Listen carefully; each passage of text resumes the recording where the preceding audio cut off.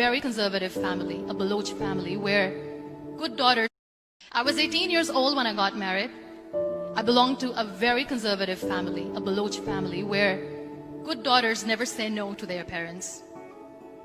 My father wanted me to get married, and all I said was, if that makes you happy, I'll say yes. And of course, it was never a happy marriage. Just about after 2 years of getting married, about 9 years ago, I met a car accident. Somehow my husband fell asleep and the car fell in the ditch. He managed to jump out, saved himself. I'm happy for him. But I stayed inside the car and I sustained a lot of injuries. The list is a bit long. Radius ulna of my right arm were fractured. The wrist was fractured. Shoulder bone and collarbone were fractured. My whole rib cage got fractured. But that injury that changed me and my life completely was the spine injury. Many people came to rescue. They gave me CPR. They dragged me out of the car. And while they were dragging me out, I got the complete transection of my spinal cord. Those 2.5 months in the hospital were dreadful.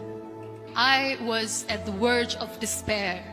One day, doctor came to me and he said, well, I heard that you wanted to be an artist, but you ended up being a housewife. I have a bad news for you. You won't be able to paint again. Next day, doctor came to me and said, your spine injury is so bad, you won't be able to walk again. I took a deep breath and I said, it's all right.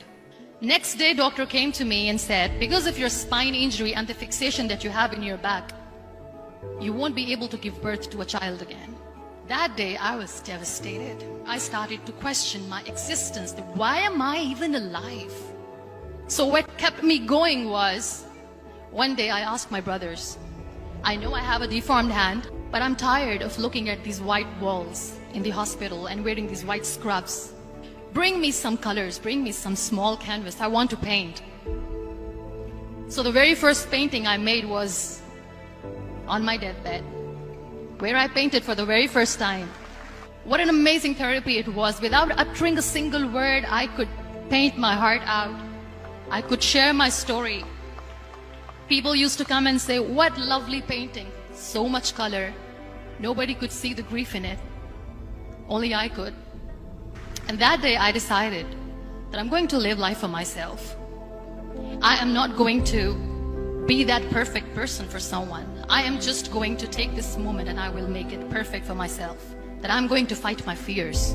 So I wrote down one by one all those fears. And I decided that I'm going to overcome these fears one at a time.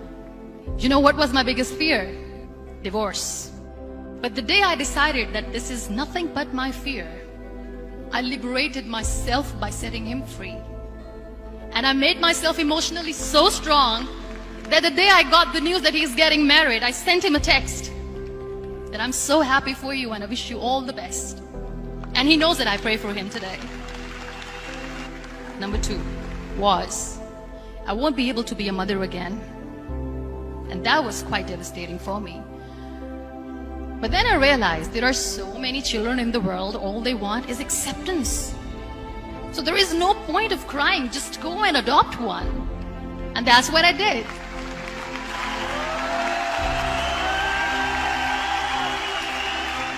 I gave my name in different organizations, different orphanages, and I waited patiently.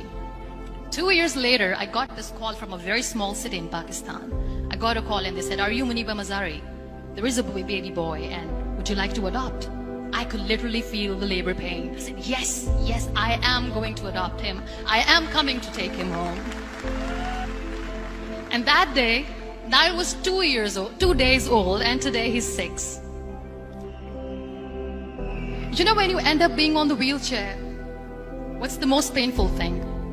People think that they will not be accepted by the people because we, in the world of perfect people, are imperfects. So I decided to appear more in public. I started to paint.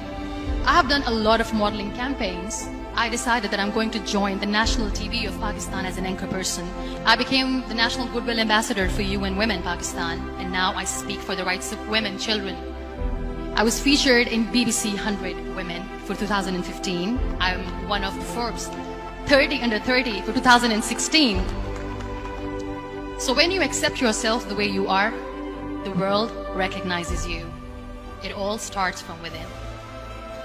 We have this amazing fantasy about life. This is how things should work. This is my plan. It should go as per my plan.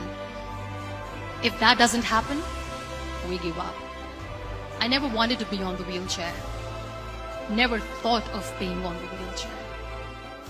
This life is a test and a trial, and tests are never supposed to be easy. So when you're expecting ease from life, and life gives you lemons, then you make the lemonade, and then do not blame life for that. It is okay to be scared. It is okay to cry. Everything is okay, but giving up should not be an option. They always say that failure is not an option. Failure should be an option, because when you fail, you get up, and then you fail, and then you get up, and that keeps you going. Embrace each and every breath that you are taking. Celebrate your life. Live it. Don't die before your death. Real happiness lies in gratitude. So be grateful, be alive, and live every moment.